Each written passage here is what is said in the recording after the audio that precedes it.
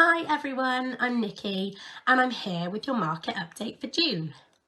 I'm here to tell you everything you need to know about the property market at the moment.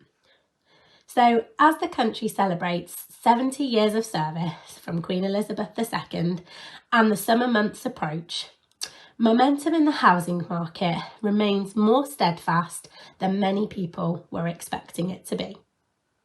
Sales volumes and prices are remaining firm, but are we possibly starting to see some chinks in the armour appearing? Month on month and year on year, price growth does continue. However, although Nationwide have reported a price rise in the year to May of 11.2%, year on year, this is a slight reduction from the 12.1% recorded in the year to April.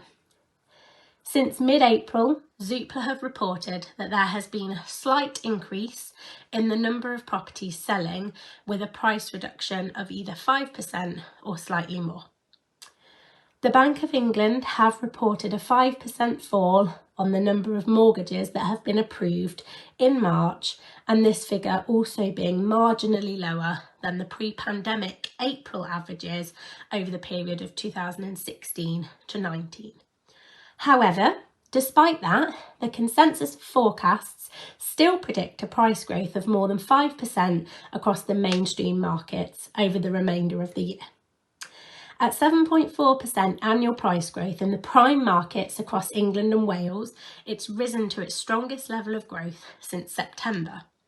And the premium price threshold for prime market property has actually broken the 800,000 barrier. So this is definitely good news for the majority of fine and country homes. I hope you found this video useful. If you have any questions at all, please don't hesitate to get in contact. Thank you very much for watching.